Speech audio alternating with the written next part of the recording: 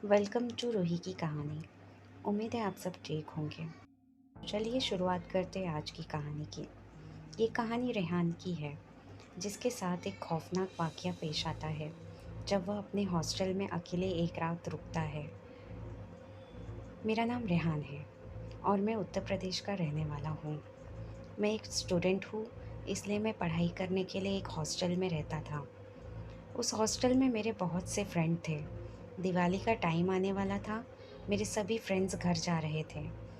मेरे इक्का दुक्का फ्रेंड ही हॉस्टल में बचे थे। वो भी थोड़े दिनों के बाद जाने वाले थे।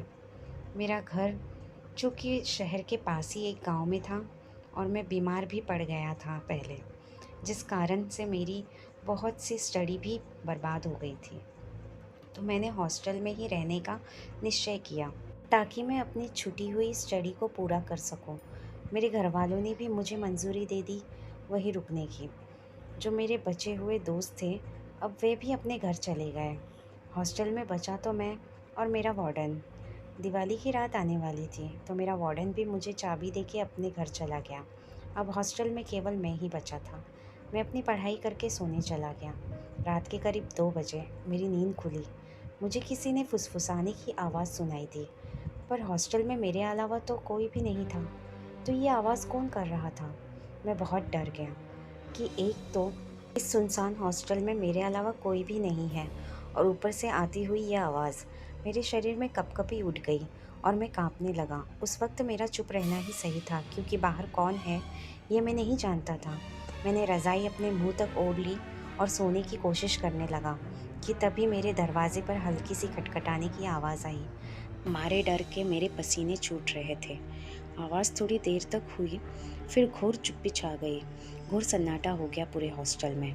पर उस समय मुझसे पूछो कि डर क्या होता है। रात अभी बाकी थी।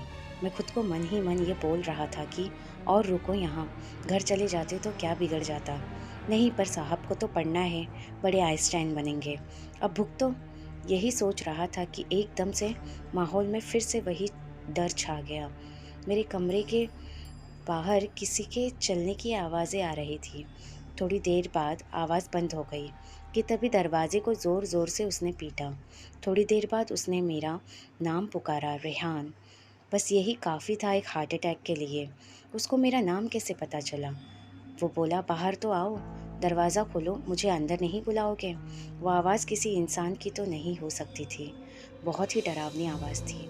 मैंने दरवाज़ा नहीं खोला। अब तो चिल्ला के बोला, दरवाज़ा खोल, नहीं तो रेहान दरवाज़ा खोल। वो अब बहुत गुस्से में था। मैं मन ही मन आयतुल कुर्सी पढ़ने लगा। मैं रात भर नहीं सोया, आयतुल कुर्सी पढ़ता रहा। दरवाजे पर खुरचने की आवाज़ें आती रही। जैसे तैसे करके मैंने रात काट ली। सुबह तक आयतुल कुर्सी पढ़ता रहा। सुबह हो गई थी। मैं हिम्मत करके बाहर निकला। वहाँ कोई नहीं था, पर दरवाजे पर नाखूनों के निशान थे। मैं बस यही सोचता रहा कि अगर मैं बाहर चला जाता तो मेरे साथ क्या होता। मैंने अपने वार्डन को फ़ोन लगाया। कुछ समय बाद वार्डन हॉस्टल में आया।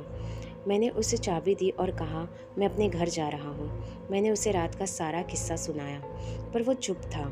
उसके चेहरे को देखकर ऐसा लग रहा था कि वो कुछ जानता है। मैंने उसे वो निशान भी दिखाए, पर वो निशान जैसे कभी वहाँ थे ही नहीं। मैं आज तक उस भयानक रात को नहीं भूला। मैंने वो हॉस्टल को छोड़ दिया। मैं बच गया, क्योंकि मैंने आयतुल कुर्सी पढ़ा और अल्लाह की मदद मांगी।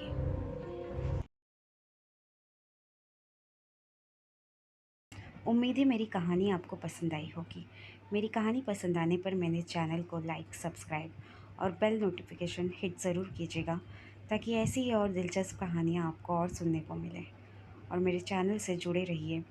कमेंट में बताइए कि आपको ये कहानी कैसी लगी